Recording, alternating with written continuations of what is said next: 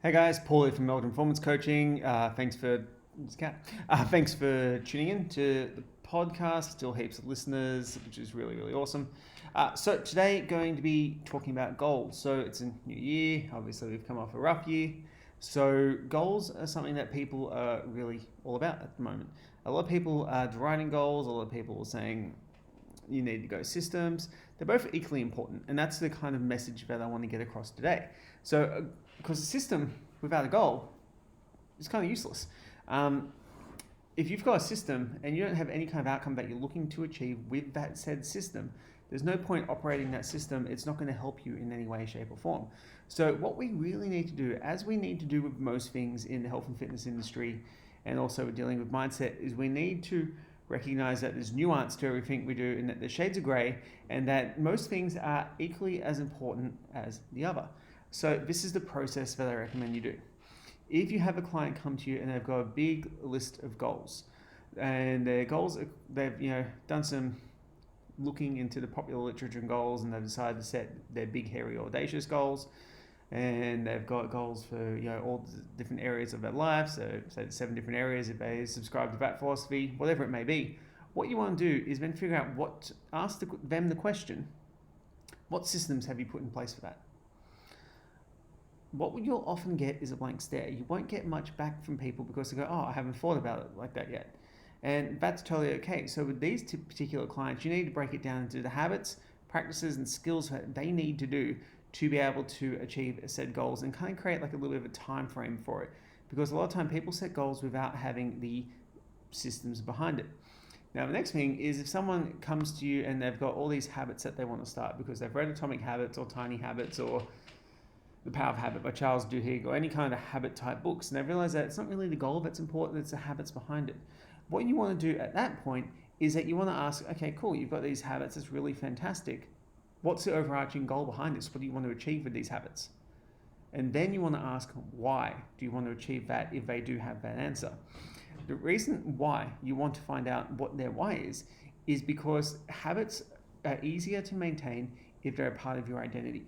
So if you're a person who identifies as being someone who goes to the gym 4 times a week, that's a pretty easy habit to maintain. If you're a person who doesn't really identify with that, and you decided rather than setting a fitness goal, you're just going to go to the gym 4 times a week, there's no reason behind it, there's no motivation behind it, there's definitely no intrinsic drive. So the chances of succeeding that habit are as equally as low as that person who has the goal of losing 25 kilos of weight without any kind of plan in action.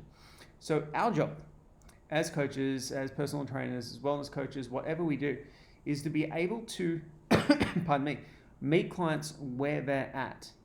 That's the first thing. So if a client comes to us with habits or goals, whichever one it is, be supportive. That's the first thing.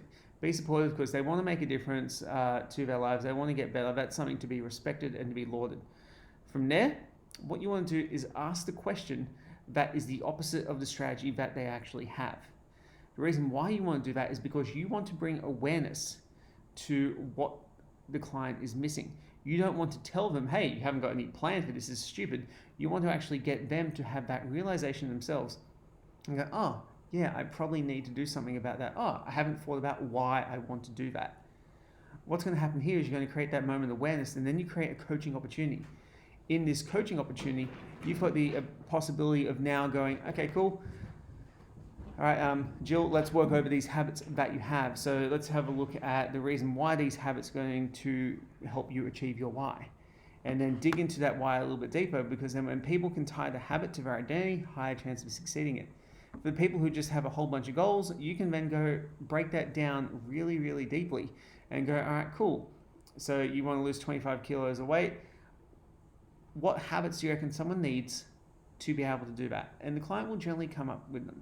Our job is to use some of the skills like Ready, Willing, and Able and Example Impact Change and some of the other coaching strategies I've talked about on this podcast and in the mentoring program to help the client do that. Sorry, I shake the camera a lot. This desk needs a bit more power. A bit more stability. What we can do from there is then when the client has identified the habits that they think they need to do, then look at the skill set. So this is the thing that most people miss. Like, what's the skill that they need to have? So, for example, if they don't have the skill of lifting, then guess what? You can book them in for some sessions and get them on board. if they don't have the skill on cooking, for example, because for fat loss, cooking is a really important part.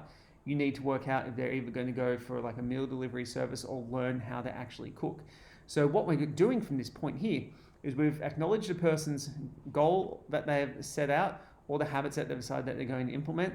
And what we're trying to do is find the roadblocks for the clients and then help provide them a solution to allow them to solve the problem for themselves and then eventually not need our services because they've developed the skills, which is the real sign of success as a personal trainer.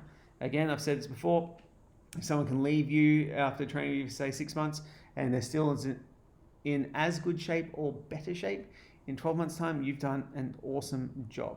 That's if they haven't gone to see another trainer who's done more. But nevertheless, so guys, that's goals and habits. They're both equally as important as each other. One drives the other in every single situation. Goals without systems aren't going to get you very, very far. They're just going to become a pipe dream. So we need to build the systems before that. Systems that aren't tied into a goal aren't really going to be adhered to or stuck to, and they're not going to mean anything at the end of the day. So we need to identify the person's meaning, their goal, to allow them to get that long-term change.